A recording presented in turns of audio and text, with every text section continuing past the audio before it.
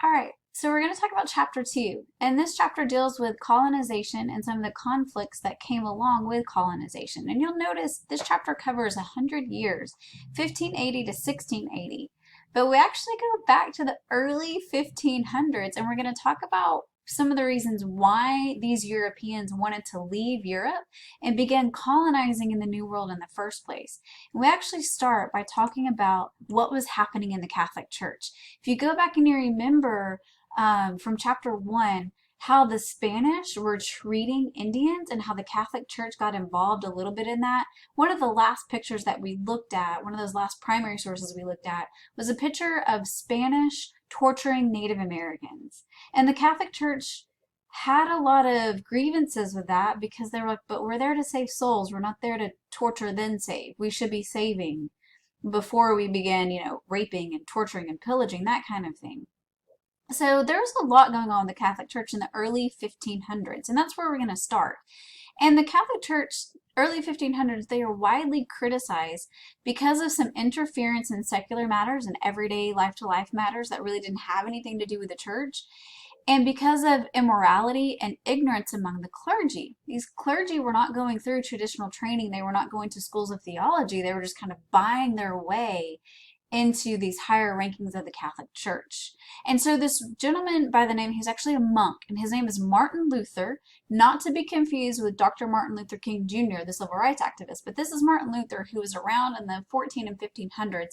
He believed that salvation came from faith alone and could be obtained only through God, not through going through a priest or a monk or a saint. This is something that you can only get through God, not by buying indulgences sold by the church. And so in 1517, he wrote a lengthy argument against the practice of indulgences, and that was widely spread out through Germany, where he was, it's now Germany, the German states, and through a vast part of Europe. His followers, they became known as Protestants. You'll notice this is the Protestant Reformation. You break that word down, Protestant, and the first word is protest. They were protesting the Catholic Church. So these Protestants who are protesting the Catholic Church, they're followers of Martin Luther. And his views appealed to the literate middle class in Europe because he believed that everyone should be able to read the Bible for themselves.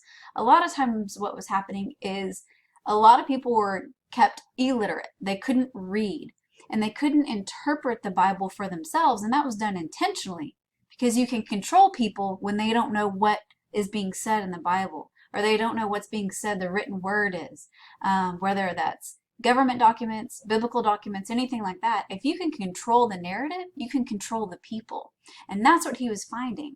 And it was also, the Bible wasn't written in the vernacular, what people were speaking on an everyday basis. It was usually written in Latin, the dead language, which a lot of people don't know how to read, much less interpret. And that was done intentionally, again, so that the church had complete control over people.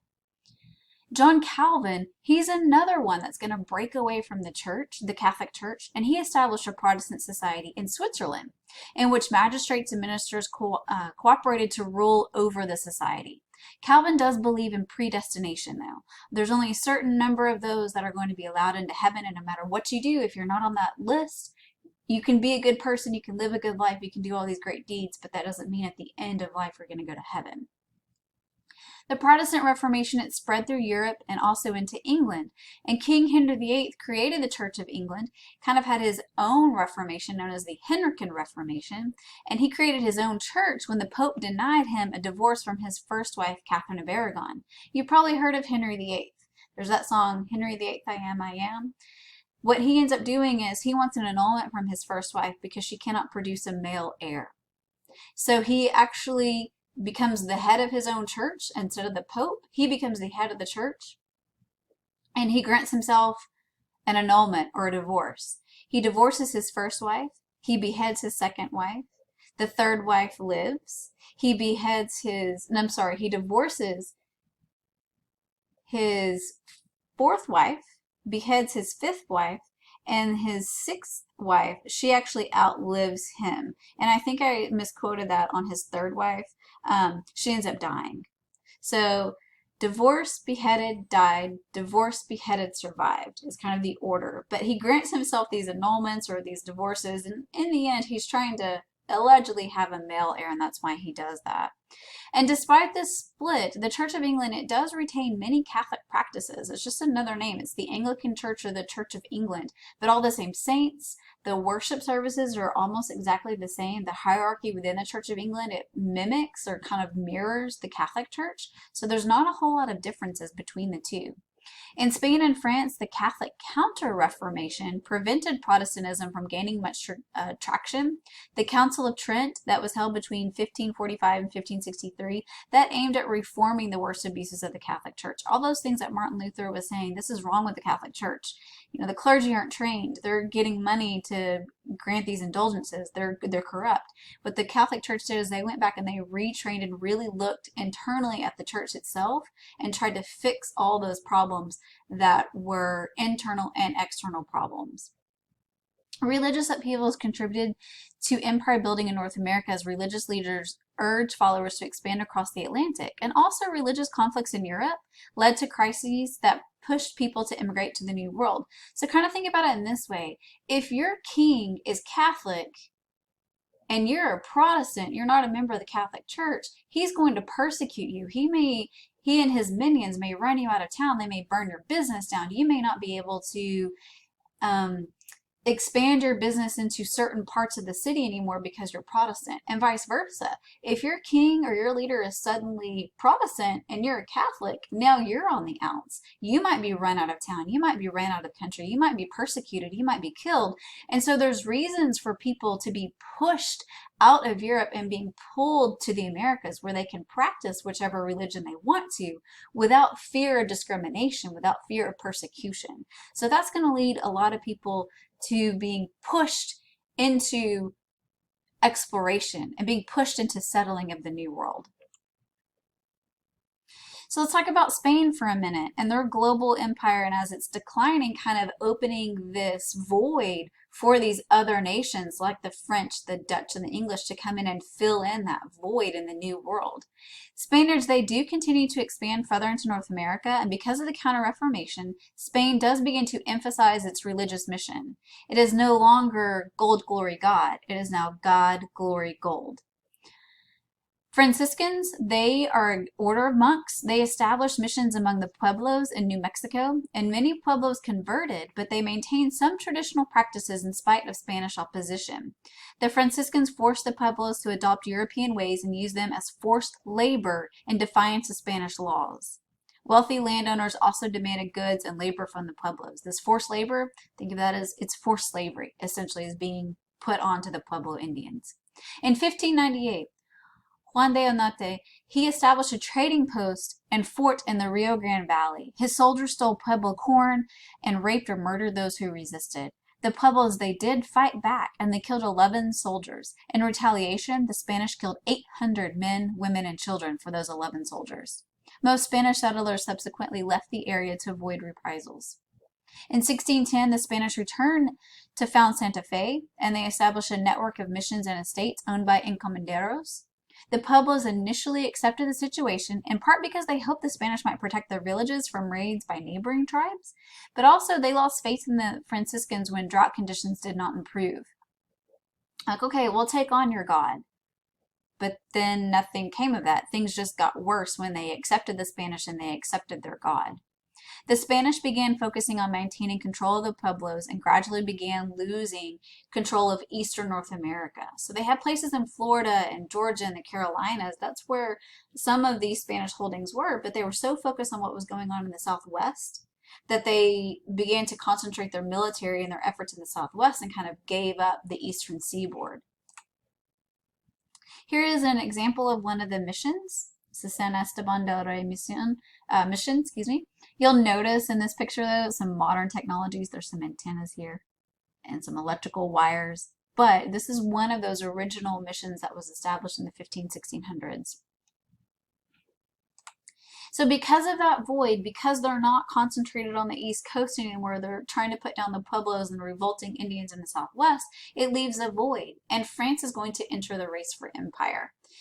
Along with the Dutch and the English, all those investors became interested in North America in the late 16th century as Spain's hold on the New World began to weaken with the spread of the Protestant Reformation.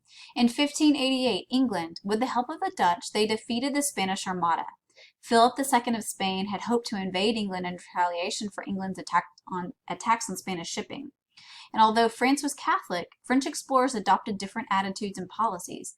The French, they were interested in trade, not conquest, and they needed alliances with local tribes. What you're going to notice, out of all the four major empires that we talk about, the French, the English, the Dutch, and the Spanish, the French have the best relationship with Native Americans. They don't try to convert them. They don't try to force them into labor. They don't try to take what is theirs. Instead, they set up a business enterprise. We're going to trade with you. We want what you have, but we're going to give you something that you want in return for that. So this equal trade balance. We want your fur and your beaver pelts, and we'll trade you guns and ammunition so that you can protect yourselves from other Europeans and from other tribes that you may be at war with. There's an Edict of Nantes, and that was granted in 1598. Granted tolerance to French Protestants and allowed the French to focus on developing an American empire.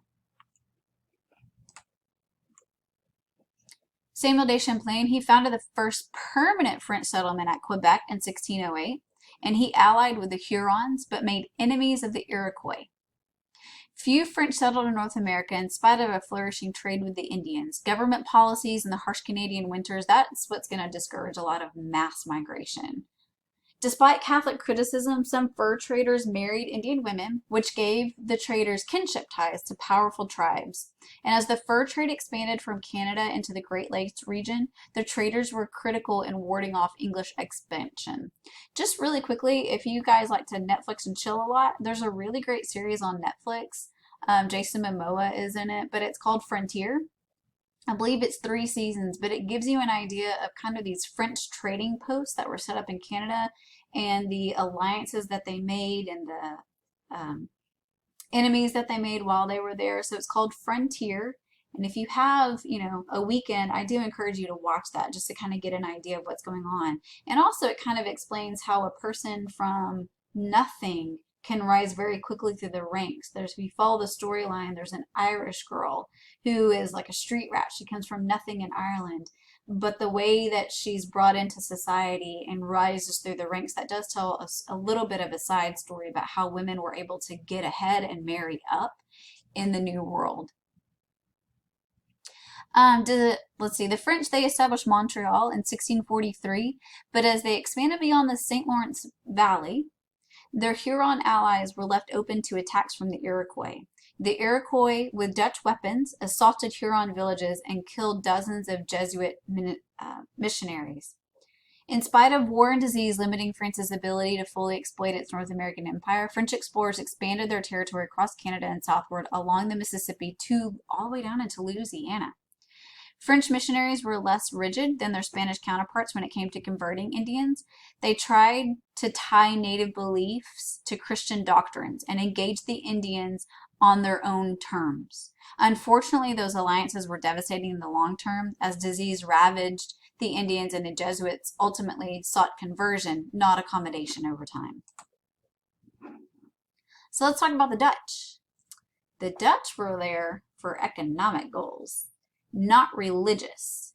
Building ships for Spain had increased the wealth of the merchant class, but the Dutch were Calvinist and they were not Catholics. And in 1581, the Netherlands became independent, and by 1600, it had become a Protestant haven and a commercial center. In 1609, the Dutch established a settlement on the Hudson River so they could trade with the Iroquois. And in 1614, the trading post was relocated to Fort Orange near Albany. The Dutch established New Amsterdam on Manhattan Island in 1624 in an attempt to ward off English raids. The new Netherland colony attracted a diverse group of settlers. And if you've ever heard, there's this long story, if you do happen to take my 1302 class, we'll talk about Manhattan Island and how it was bought from the Indians. I think they paid like $24 worth in glass beads for all of Manhattan Island, something crazy like that. But problems arose between the Indians and Dutch settlers. The colonists established farms that infringed on Algonquin settlements.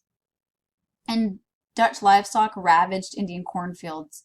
That conflict, it escalated in 1643 when Governor William Kieft launched a murderous attack on an Indian encampment, which sparked retaliations and began 2 decades of warfare that ended with the Algonquins' defeat.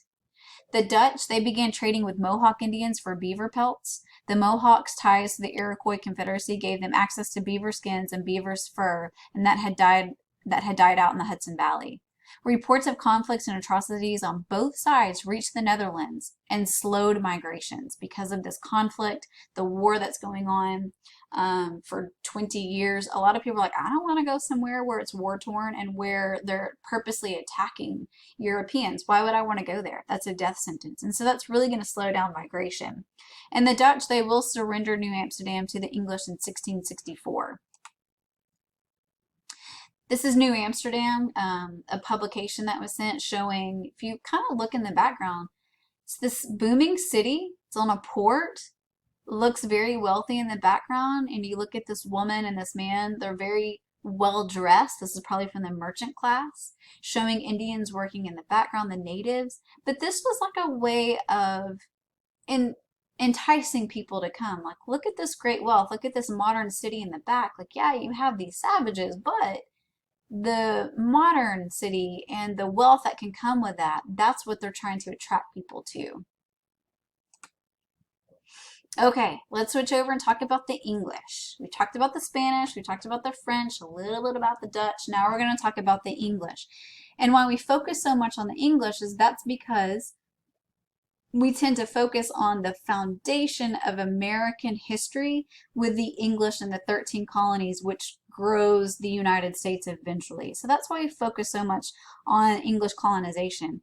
I do want to point out, we whitewash it. We leave out the Spanish. We leave out their colonization efforts, and we leave out a lot of times how they have really dominated and conquered 2 continents, South and North America by this point. But that void that they leave on the eastern coast, it allows for the English to come in and set up shop on the eastern coast. And this is where, kind of, unfortunately, we look at the birth of our nation on the eastern coast. But if you ask people that live here in Texas or even out towards the west of here, a lot of heritage and a lot of things come from the Spanish, not from the English, because the Spanish had settled much of Texas and western part of what will become the United States. That's a lecture for another time. So let's talk about the English and how they established Jamestown. England's colonization efforts, it really depended upon the success of privately financed joint stock companies whose investors had gained royal support. Remember, the Queen and the kings, the kings of England and then later on Queen Elizabeth, they don't support colonization. They don't give money from the royal treasury at first. In 1606, some London merchants formed the Virginia Company. And James I, he was the king, he granted them land from New York to North Carolina. The men recruited as colonists by the Virginia Company, they were more interested in finding gold than in converting Indians. Jamestown was founded in 1607 on a site that was easily defensible, but ultimately unhealthy. The Powhatan Confederacy, a group of Algonquin-speaking Indians, they were more powerful than the English settlers, and they depended on Indians the English settlers, they depended on the Powhatans for support. Although the English were hostile, the Indian chief Powhatan hoped to trade food for cloth, weapons, and tools. Jamestown settlers routinely raided Algonquin villages, making Powhatan more wary of the newcomers. The Virginia Company attracted new settlers by selling 7-year joint stock options and enticing newcomers to start producing stable crops for export.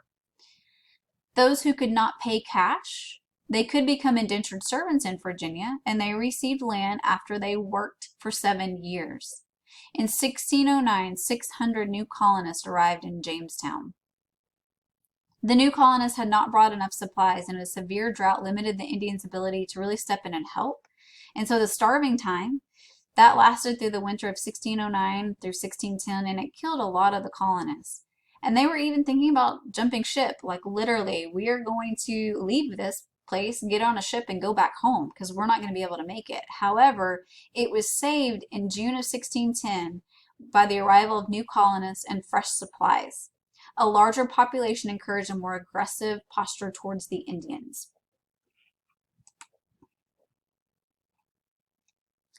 John Rolfe, he discovered in 1612 that tobacco would grow really well in Virginia, giving the colony a viable cash crop. Annual exports multiplied rapidly, reaching about 1.5 million pounds by 1629. Tobacco changed the relationship between the colonists and the Indians because more and more land was cultivated and more settlers began arriving. The Virginia Company gave land to settlers who could pay their own passage and allowed those who could not afford to come on their own to work as servants for 7 years, after which they could gain independence and perhaps get some land. Indentured servitude was the preferred method of servitude, not slavery at this point. Indentured servants were like poor Europeans who couldn't pay for their passage. That's okay. Someone will sponsor you, and then you work off that pay, and you're going to have to work anywhere from 5 to 7 years. And indentured servants, they're all throughout the colonies when they're first established. African slaves, they come a little bit later because they weren't the preferred method of servitude. In a last attempt to create an alliance with the settlers, Powhatan married off his daughter Pocahontas to John Rolfe in 1614. Not John Smith, like the Disney movie makes you believe. She converted to Christianity, and she traveled with Rolfe to England 2 years later, where she fell ill and died in 1617. And I believe she was just a teenager when she was married off, and she was like early 20s when she passes away in England. Powhatan died shortly after, and his brother, he is going to take over as chief. Okay, so that tobacco, that cash crop, that's going to be what fuels growth in the Virginia colony. The House of Burgesses, it was established in 1619, and although the Crown or the Company Council could veto its legislation, it does make a lot of the laws for the colony. Virginia began recruiting more female settlers in 1619, and we see the first Africans arriving in Virginia in 1619, and I want to point out they are sold as indentured servants. So they're not going to be enslaved for life. They're going to be servants for 5 to 7 years, and then they too will have an opportunity to buy their own land. So these are where our first Africans come in. English expansion increased with the Indians, and in 1622, Powhatan's brother, his name is Opechancanough, he is going to organize an attack on English settlements in which nearly a third of the colonists were killed. The English do retaliate, and hostilities continued for nearly a decade into the 1630s. In 1624, Virginia became a royal colony. James I appointed a governor and a council and required the Privy Council ratify all legislation passed by the House of Burgesses. He also demanded taxes to support the Church of England, and these regulations became the standard for other royal colonies, but did nothing to stop conflicts with the Indians. And in 1644, the Algonquins attacked again, killing 500 colonists. After 2 years of fighting, Opechancanough, he was killed, and the Algonquins surrendered. Here's a picture of Pocahontas. Probably not what you're expecting. Very different from the Disney animated movie of Pocahontas.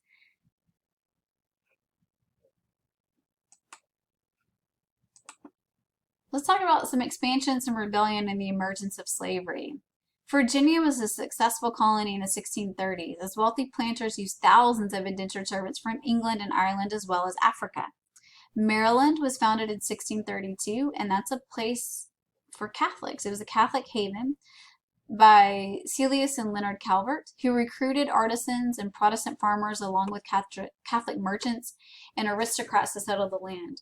The Maryland Assembly passed the Act of Religious Toleration in 1649, and that granted religious freedom to all Christians. And that's a pretty big deal. We don't really talk about what's happening in Europe a whole lot because we focus more on what's happening in America, right? It's U.S. history, American history, not European history. But there's a lot of turmoil and a lot of attacks on Protestants, a lot of attacks on Catholics, people being ran out of their own homes and out of their own countries. And so this act of religious toleration, saying we don't care who you are, as long as you practice some form of Christianity, you can come and live here. And that was really appealing to a lot of people who were being persecuted back in Europe. Maryland and Virginia, they constituted the Chesapeake region of the English Empire, and both relied on tobacco, and they will use African labor in addition to white indentured servants. So for the first time, we're starting to see separation of African slaves and English servants. Fewer white indentured servants, that led to an increase in Africans after 1650. In 1660, Virginia began the process of legally separating African slaves from English servants. And Maryland's going to do the same in 1664. And how they do that is they began codifying slavery using the Barbados model, which defined slaves as chattel, or defined them as property, not as servants, not as humans, but instead we're going to treat you as property, and you have no say, you have no voice. Just to give you an idea of the Chesapeake Bay area, so this is the United States, right? Here's Florida, Georgia, the Carolinas. This is Virginia. Can't really see Maryland too well, but this is the Chesapeake Bay area. So Maryland to the north, and then the coast of Virginia. This is the area that we're talking about. So Jamestown, Virginia, Richmond, Virginia, those areas. In spite of the growth of slavery, indentured servants made up the majority of bound labor in the Chesapeake for most of the 17th century, like the 1600s. All servants could be treated poorly, and some joined with Africans to run away or plot rebellion. By the 1660s and the 1670s, former indentured servants had become increasingly unhappy. The only land available was on the frontier, and this brought settlers into conflict with the local Indians. Virginia Governor Sir William Berkeley was little help as he refused to harm the lucrative trade with the Algonquins. In 1675, conflicts between the Indians and the colonists escalated, and when Governor Berkeley refused to help, Nathaniel Bacon, a distant relative of his, raised an army to attack the Indians. Bacon's army was made up of farmers, elite planters who had been excluded from colonial power, and servants, both black and white. This is known as Bacon's Rebellion. It's because of his last name, not because of the food bacon, although that would be amazing if we could have a rebellion with just bacon. But in 1676, Governor Berkeley declared Bacon a traitor, and Bacon marched on Jamestown. His army plundered the estates of Berkeley's supporters, and by the time Bacon's army reached Jamestown, the governor had fled. But Bacon did not live long enough to consolidate his victory, unfortunately. He's going to die. I think he dies of dysentery. After Governor Berkeley regained power, he hanged 23 rebels and plundered their estates, but he could not repair relations with the Indians. Elite planters, after Bacon's rebellion, they realized they had to eliminate the interracial alliance that had formed among members of the servants' class. They had to eliminate that alliance between blacks and whites. Most white rebels were allowed to return home, and white servants were promised better treatment. But black servants saw their freedom sharply curtailed. The Royal African Company, it was also chartered not too long after this in 1672, and that began to bring more and more African slaves to North America. So we suddenly start to see, oh crud, we have blacks and whites getting together trying to overthrow the rich, wealthy white people. We can't have them get together again. We've got to separate them out so they don't get all that power again. And that's what we start to see in the 1600s. Now we're going to start to see that shift. We already saw it kind of in Virginia with codifying slavery, but we're going to see that shift even more now. Slavery becomes very racialized. Just really quickly, I do want to talk about the West Indies possessions. Some English investors, they had developed settlements in the Caribbean to further enhance their prospects. Barbados in particular attracted settlers in growing numbers. Though due to fall in tobacco prices in the 1630s, farmers in the West Indies, they began looking for other profitable crops. And so they're going to start to use sugarcane, and that really transformed the Caribbean. Consumers wanted sugar, but it was expensive and difficult to produce and required a huge labor force. And so the Dutch formed a partnership with English planters in which the Dutch would supply the knowledge and refining capability, and English would supply the land. Giving you an idea of where all this is going on. Barbados is here.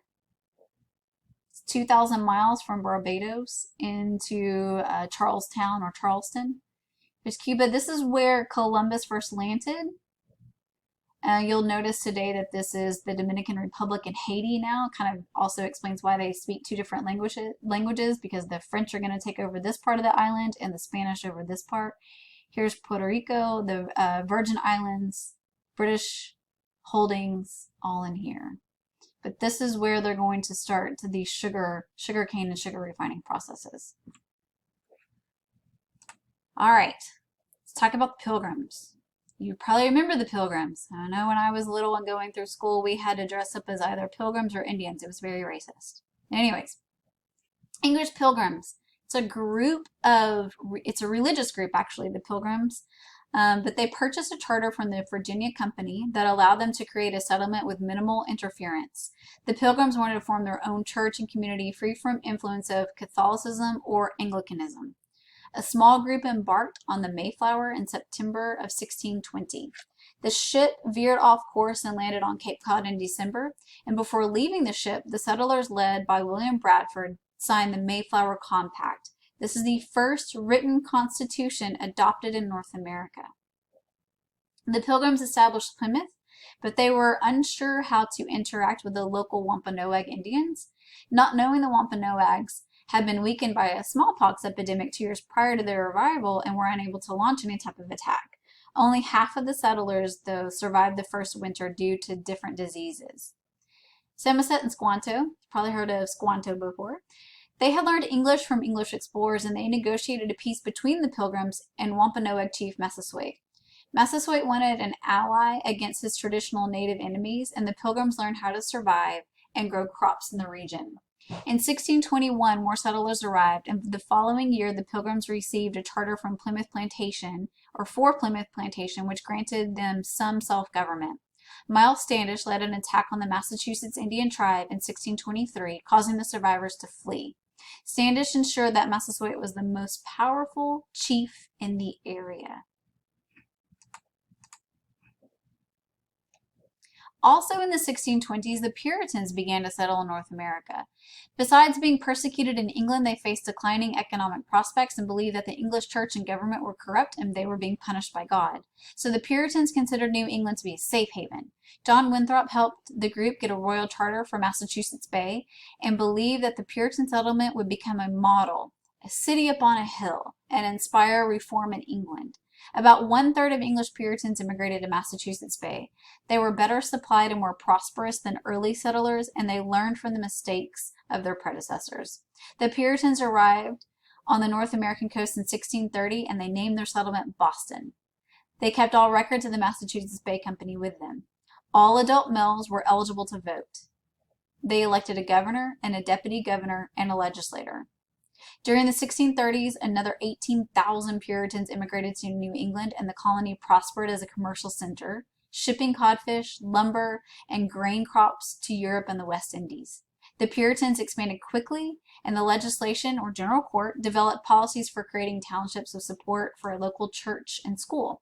The Puritans sought to establish firm relations with the Massachusetts tribe with the hope of converting the Indians. Puritan missionaries such as John Eliot created praying towns where converts could live under the protection of the English.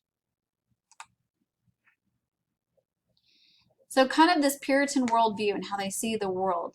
In contrast to the Church of England, the Puritans established a very simple form of worship. They followed Calvin and believed that only a small number of people, known as saints, were granted salvation.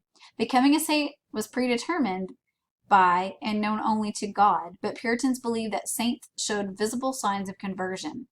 Puritans believed that natural occurrences were part of God's plan, and when a smallpox epidemic killed thousands of Massachusetts Indians that the Puritans brought with them, they interpreted that as a sign of God's favor. The Puritans created a largely unified community, and faith guided both spiritual and secular issues. From the beginning, however, some Puritans challenged the community and its belief. So let's talk about some of those dissenters, those that went against the grain, not Miss Elizabeth or her baby Mary. This is just an idea of what Puritans would look like, kind of their everyday dress. So those that challenged Puritan authority. In the early 1630s, Roger Williams criticized Puritan leaders for not being pure enough. Puritans purified the church, but he still believed they weren't pure enough. He believed that not all leaders were saints. In 1635, he was forced out of Massachusetts Bay and founded Providence in what became Rhode Island. In his colony, Williams welcomed those of other religious faiths and insisted on the separation of church and state. He also forged alliances with Native Americans.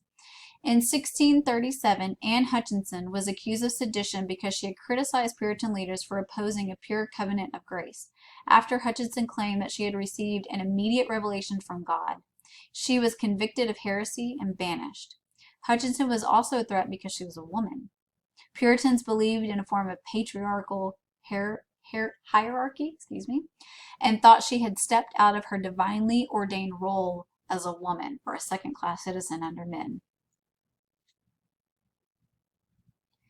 The Pequots, former English allies, they possessed a threat. So we're talking about wars in Old and New England. So we're going to talk a little bit about what's going on in North America, what's going on back in England, and how that really affects North America. So the Pequots, former English allies, they posed a threat to the Puritans and Pilgrims because they opposed colonial expansion. In 1637, the English and the Narragansett attacked the Pequots, killing 400.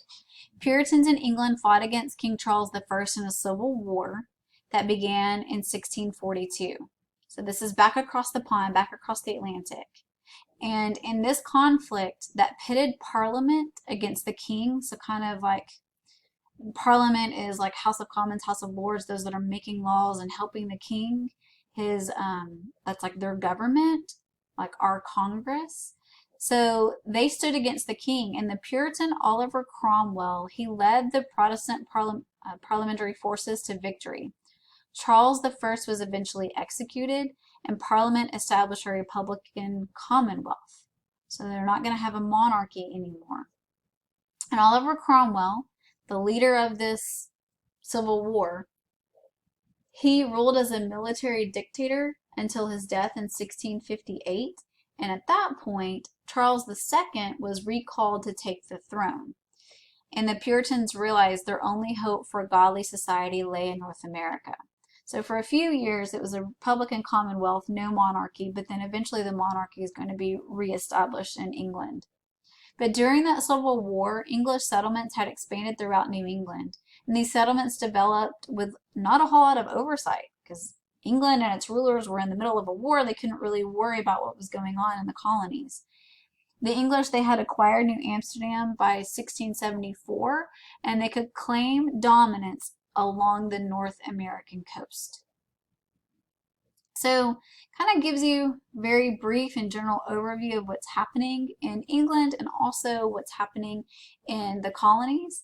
But remember, it's not just the English that are settlers here. We're going to have to fight, the English are going to have to fight with not so much the Dutch. The Dutch are kind of pushed out of North America by the 1670s, but really they're going to have to contend with the French and the Spanish, who were also here, and their settlements are right along the border of English settlements.